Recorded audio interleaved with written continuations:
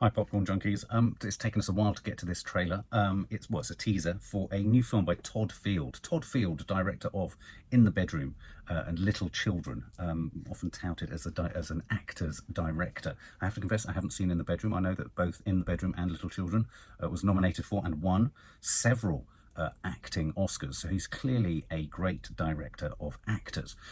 His new film Tar, with a sort of accent over the A, Tar, is a film based on a fictional conductor and composer played by Cate Blanchett. Me and Nanny Di watched the previous teaser, which was an incredibly sort of evocative and ghostly and sort of creepy shot of what looked like the exhalation of smoke or the inhalation of smoke going into Cate Blanchett's mouth, in a sense. So clearly this is going to be a psychological film. It's going to be an exploration of creativity, perhaps a character teetering on the edge of insanity versus creativity, and that terrible balancing act between great skill and artistry and madness.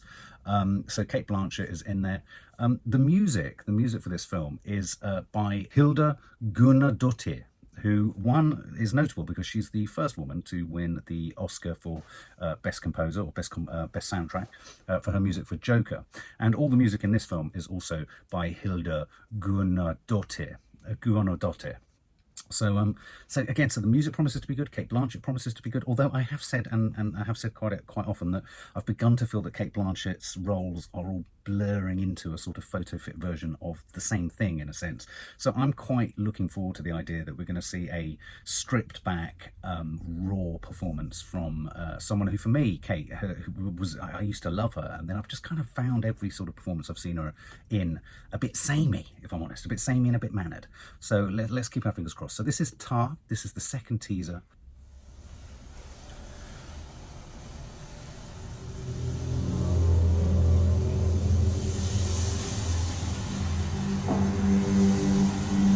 Time is the thing. Time is the essential piece of interpretation. You cannot start without me. I start the clock.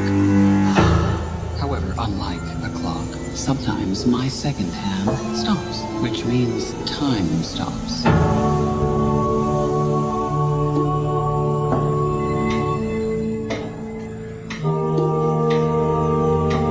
The reality is that it's not until I once again decide to raise that hand that time is allowed to continue marching along her very merry way.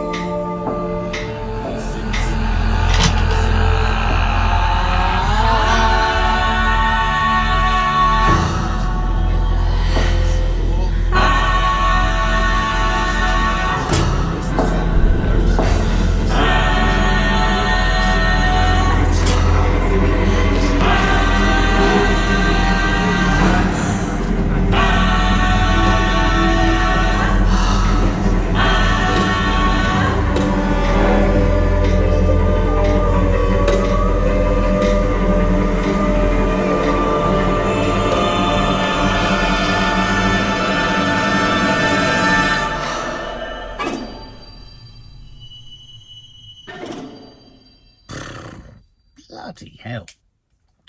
What wasn't in that trailer? Almost every conceivable art form, every conceivable visual riff on mathematics. I was getting a little bit. Do you remember Darren Aronofsky's Pi, which was all about the kind of mathematics, and it was done in very stylized black and white fashion? There's black and white, there was photographic, there was abstract painting, there was numerals, there was contortion and distortion, there were dream sequences. I mean, is this going to be a journey through Cate Blanchett's creative process? Or is this a film that's going to attempt to literally take us through the abstract feelings, thoughts, and abstractions that come with music? Because it's often said that of all the art forms, the most abstract, if you like, is music. By just playing a series of notes that are unrelated to each other, you can create emotions and meaning and feeling. That's fascinating. It's fascinating. I mean, I've always been drawn to the idea of making a film where you're projecting the imagery that plops into your head, which you can't control during a run, so you have this stream of consciousness, but a stream of visual consciousness. And I wonder whether what this film is doing is something similar. There's obviously love in there. There's obviously sex in there. She's obviously feeling sexual affection for someone too. There's children in there. There's angst, there's anxiety. It's incredibly discordant, and and the music, the soundtrack is astonishing. So, you haven't got a clue, haven't got the foggiest what it's about, other than I feel this is a sort of audio-visual explosion or blossoming of the creative goings-on in a tortured creative genius, perhaps.